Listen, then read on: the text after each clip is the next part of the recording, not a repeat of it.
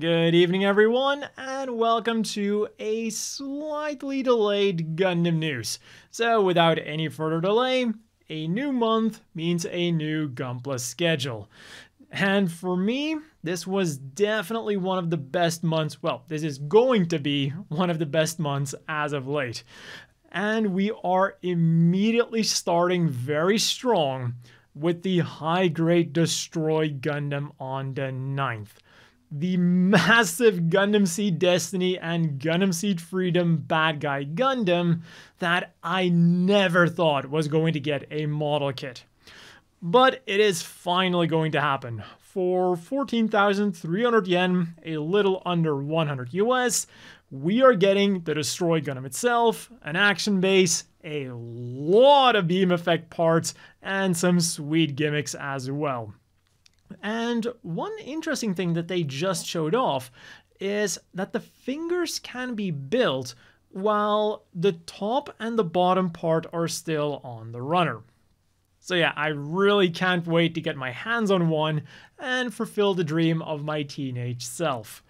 On the 16th then, you can get the SDW Heroes Tenkamuso Dai Shogun for 1,760 yen, around 12 US, which is a very fancy looking white and golden Gundam. And then on the 23rd, we got 3 kits. For 3,190 yen, a little over 20 US, there is Lunamaria's Gelgook Menace, which comes with the atmospheric pack and a beam shield that uses polarized molding for an even cooler effect. For 2,970 yen, a little under 20 US, there's a Griffin's Rudra, with its unfortunately not quite as cool beam cape. And then for 4,180 yen, around 30 US, there is the Figurized Standard Fumina Avatar. And whenever I look at this thing, I'm just reminded at how far Bandai has come with these human and Mecha Mizume kits. It is a lot more expensive than the old high grade, but at least I'm not going to need holy water to exercise this thing. And staying with Gunpla, pre-orders went up for the Master Grade Gundam F90 N-Type. And unlike many of the other packs, we're not just getting the mission pack. For 6,600 yen, 44 US, you're getting a complete Gundam F90 Unit 2 and the N-Type, or Next Type, mission pack, which is like a core fighter-esque thing, except that it's now called the Hull Fighter, and it can combine with the F90, giving it a new torso, backpack, shield with a beam cannon, and a new beam rifle, which has 6 small funnels, which can also be used as beam sabers. And these will be flying your way in June. And then we also have 2 Gunpla-related events. Over at the Gundam base, they're celebrating the 3rd anniversary of the Gundam base satellite locations in Nagoya, Kyoto, and Sendai. And for this 3rd anniversary, they're also doing 3 things. Thing the first, by buying over 3,000 yen, 20 US, you'll get a Gundam base satellite clear file, which lasts until supplies last. The second, they've got a Gunpla competition where the theme is the number 3. And this is taken really broadly, like the name of the machine can have 3 in it, it can have a sticker with 3 on it, you can paint 3 on it, or it can be from an anime with 3 in it. So like Gundam 0083, the 3rd Gundam movie, the 3rd Gundam Seed movie, you get the idea. You can enter your Gunpla until March the 31st, which you do have to do physically at those locations, which will then get you a Gundam base sticker, and the models will be on display until late April. And then the third, on March the 30th, Linkle Planet members will become managers of these stores for a day. And then the second event is another competition. Until April the 14th, you can enter the SD Gunpla contest featuring Carddass as the Gundam. Now, as the name implies, you can only enter as the Gundams, and the prizes will be similarly SD themed. 1 random participant will get a Shiki, 10 random entrants will get 2 SEW Heroes Gunpla, which will of course only be shipped to Japan, but then 50 participants will have their Gunpla turned into a Carddass card, digitally. So I'm pretty sure that anyone can win this. And if this interests you, I will have a link to this competition down below, because to get your Gunpla turned into that Carddass card, you do have to meet some requirements, which will be on their page. And then on the figure front, we also got some SDs. For a whopping 31,900 yen, which is 212 US, the premium Bandai Limited Choukikoushin Gun Genesis Superior Dragon Edition went up for pre-order and is slated for an August release. And if I'm reading this correctly, it is a re-release of a previous set, but some of the colors have been made fancier. The set consists of 6 SD Gundams that can combine into the big boy. There's a base to put them on, special stickers, and a special Carddass card. And our second SD set is the premium Bandai Limited FW Gundam Converge Core Big Zam and Core Booster set, which goes for 5,995 yen, which is around 40-45 US, and is slated for a July release. And basically it is a more deluxe version of the FW Converge X29 set, which was released in 2020. It's got new feet that have claws that can now actually shoot out. Then we get 2 stands you can connect them to, so we can replicate Slugger's final moments. And then we get 2 auras for Dozel's final moments, being the TV version and the movie version. And then also, everything has a slightly different paint job. The normal sized figures then are unfortunately equally expensive and equally limited, if not more so. Starting with the G-Frame Full Armor Gundam Seed Evil Weapon Triple Set for 14,960 yen, 99 US, also known as the original druggies. But don't let this price fool you. Even though it gets into the territory of perfect grades, these figures are smaller than high grades and aren't nearly as sophisticated technically wise. Like, the Forbidden Gundam needs to parts form to flip the armor thing up, which is something even the old-ass high grade was able to do. So, yeah. Another thing that I noticed then is that we're only getting 2 action bases for 3 figures. Now, this might sound a little bit nitpicky, but at this price, I think it's justified to mention that. And these things will be invading your home in July. At almost double the price then, 24,400 yen, 162 US, we have the Metal Robot Spirits KA Signature Full Armor Hyaku Kai and regular Hyaku Kai.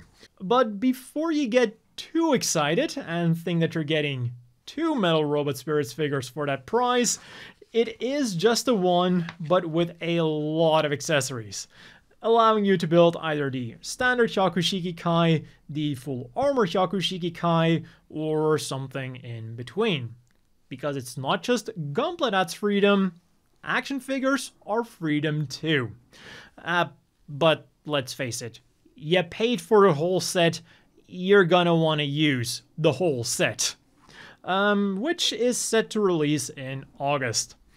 And then finally, for again almost double the price, there is the Chogokin MSN09FF Sazabi. But there's an extra catch here. Not only is it limited to Side F, but you need to enter a lottery to be able to buy it, and I'm pretty sure you can only enter this lottery when you're living in Japan. Winners can then buy it between April the 19th and May the 19th for 46,200 yen, 307 US. So yeah, expect that price to go up significantly in the second-hand / scalper market. On the bright side though, they did say that it will become available overseas in some capacity at a later date. And also for that price, it does come with a lot of stuff. You can configure it as either the standard Sazabi or the FF variant with its giant lobster claw funnels, and it comes with a lot of beam effect parts. And I really like what they did with that crackling energy effect part for the base of the beam emitters. It is something that we rarely see in figures or Gunpla, but it really makes the figure feel that much more dynamic. It's the little things that can make a big impact. And on top of that, we're also getting a light-up mono eye, die-cast parts for the joints and verniers, and a really fancy color scheme. This thing looks fantastic. Next up then, what would our weekly news be without our weekly Gundam Seed Freedom update? The movie has entered its 6th week, and cinema goers will be getting this sticker sheet of the main characters. And if you then want to test how big of a Gundam Seed Freedom fan you are, they've got this product lineup with a very interesting concept. So you've got the usual acrylic things you can buy, but then they've also got the acrylic card plus quiz bundle. And what this is you buy the card for 880 yen, around 6 US, and then you immediately take a 10-question quiz, which is based on the character of the card you bought. And then, if you get 7 right, you can also buy an exclusive acrylic badge for passing the quiz. And then if you get all 10 questions right, the design on both the card and the badge will be upgraded for free. Which I think is a really cute idea, because even though it's not a lot, you didn't just buy that card now, you kind of earned it. It is, of course, limited to Japan, but I will have a link to the website down below, regardless, if you're currently in Japan and you want to give it a shot. Meanwhile, from Mercury then, this key tool became available from Premium Bandai. It has a number 2 Phillips head, a number 6/8 flathead, and a pull tab opener. Exactly what I needed. This multifunctional keychain thingy is available with either Suletta or Arial markings and will be shipping in April for 1,980 yen, 13 US. The Gundam Factory Yokohama then is unfortunately counting down to its closure. Now, I'm sure a lot of people were still hoping for a last-minute extension, but on March the 5th, from March the 5th, they'll be selling tickets for the final day on March 31st, named the Gundam Factory Yokohama Grand Finale to the next stage. So, while it does hint at something that will be replacing the Gundam Factory Yokohama, the current version will be closing down. There's going to be no more extensions. And if you can snag one of those tickets, it'll come with a golden 1/144 scale RX-78F00 Gundam Grand Finale version Gunpla. So I think this thing is going to be very limited. And because it's closing down from March 16th until the final day, it won't just have its regular shows, but it will also be rerunning all of the special shows from the past. So if you're going to be visiting during that time, I will have the new performance schedule linked down below.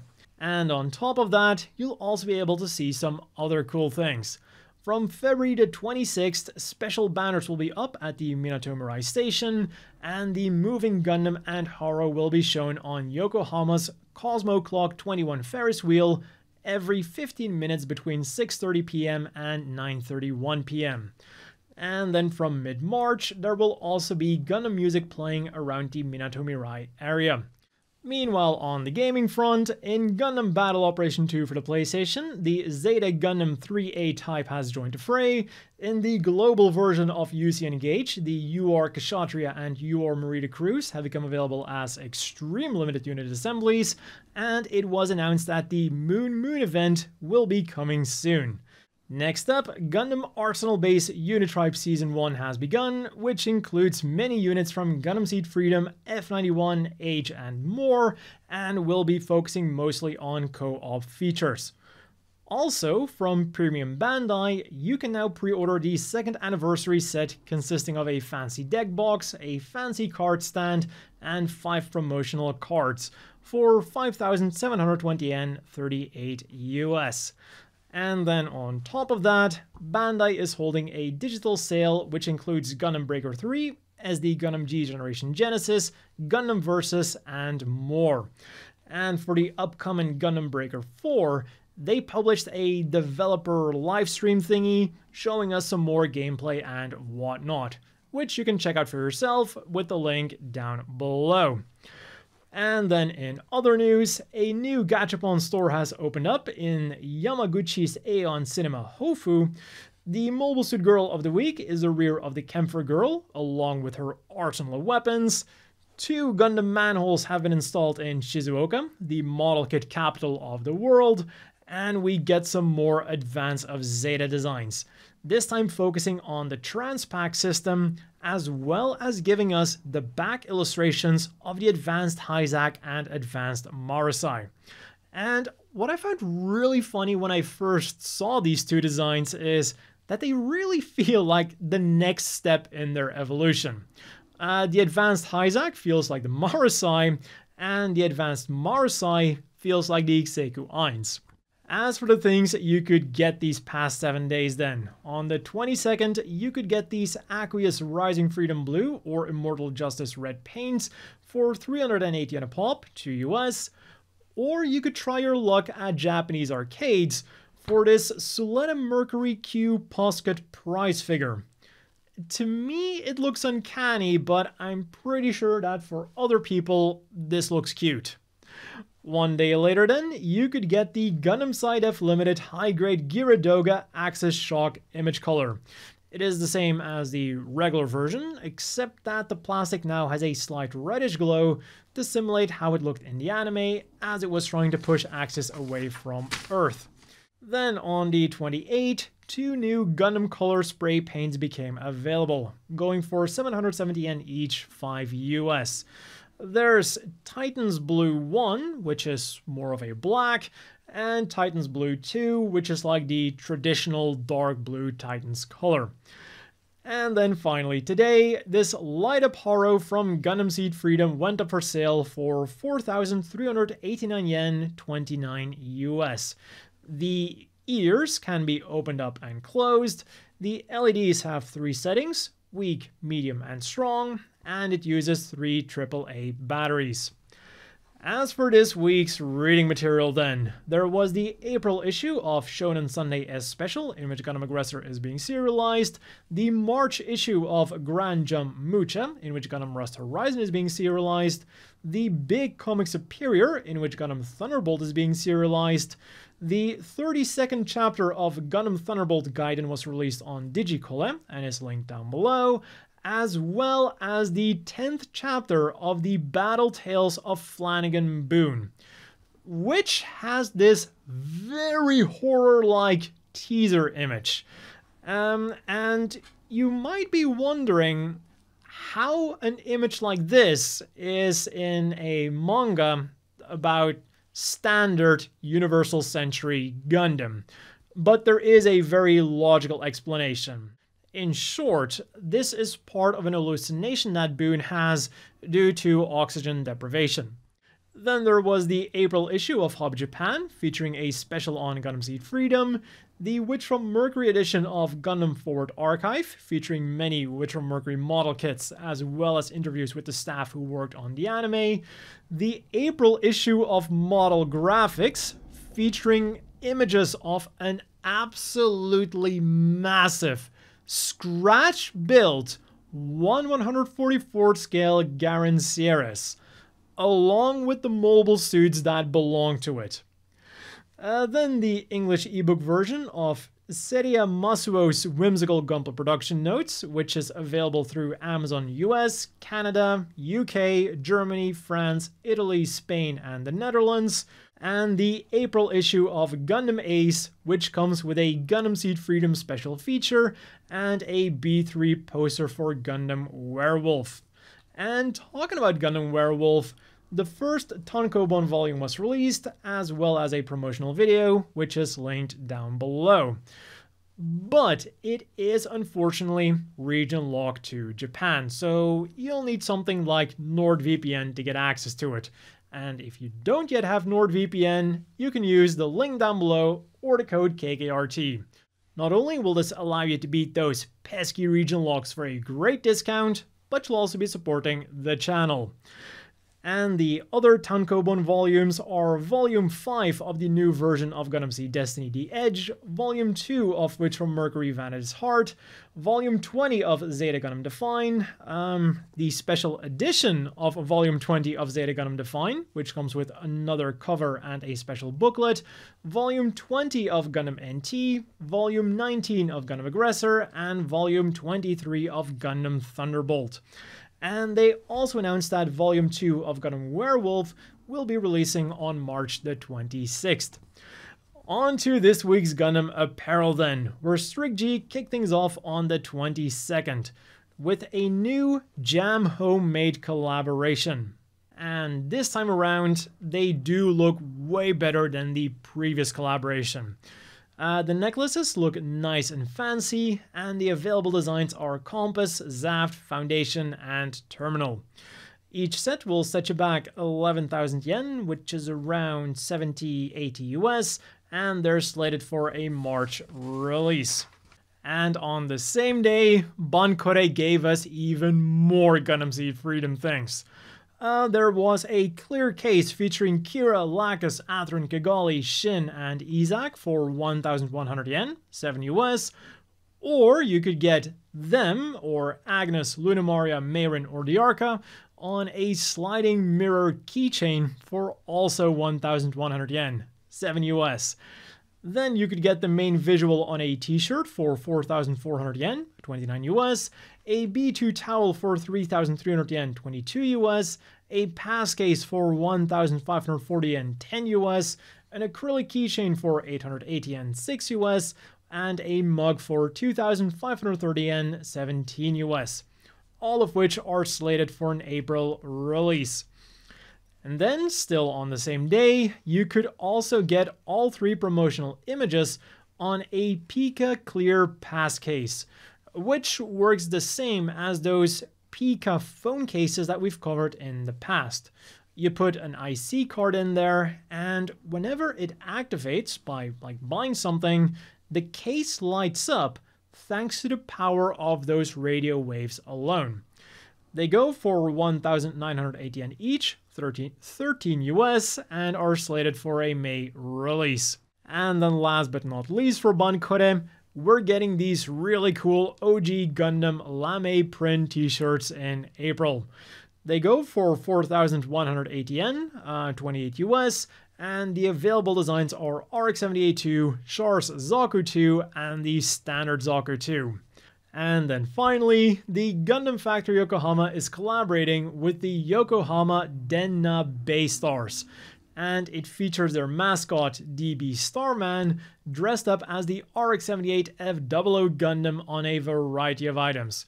A t-shirt for 4,200 yen, 28 US, a hoodie for 7,400 yen, 49 US, a different t-shirt for 4,400 yen, 29 US, a zip-up hoodie for 7,900 yen, 53 US, a tote bag for 2,400 yen, 16 US, a face towel for 2,000 yen, 13 US, and a towel muffler for 2,200 yen, 15 US. How to get them, though, might surprise you a bit because they're available from the 23rd of February until late June, but they won't be sold at the Gundam Factory Yokohama. Instead, you'll have to get them from the base store physical locations or from their website, which I'll have linked down below. Now, of course, the Gundam Factory Yokohama is going to be closing down well before late June, but it still surprises me that they don't carry them for like the month they still have left. But let's quickly wrap things up with the polls. Because this year was a leap year, Gundam.info wanted to know what our favorite 29th episode is. And with 51.1%, the overwhelming victor was the original Gundam, where the gym got gored by Char's Zagok. RIP. Then there was G Gundam with 21.1%, Victory Gundam with 19.6%, and Gundam H with 8.1%. But don't let this distract you from the fact that it was in episode 29 of the original Gundam Seed that Nickel got sliced in half by Kira. Now, if that isn't an episode 29 to vote for, I don't know what is. As for the currently ongoing poll then, Gundam.info wants to know what our favorite theme song is from the original Gundam movies and Char's counterattack. Cross of Sand from the first movie, Soldiers of Sorrow from the second movie, Encounters from the third movie, or Beyond the Time from Char's counterattack. And whereas on Gundam.info, things are looking really equal between the last three options, things are much more decisive already on Twitter, with Beyond the Time being in a comfortable lead. And if you want to cast your vote, I'll of course have the links down below. And that has been all for this week's Gundam news. As always, a big thank you to the Patreon supporters. I hope everyone watching has a great evening, and I'll see you all next week with more Gundam news.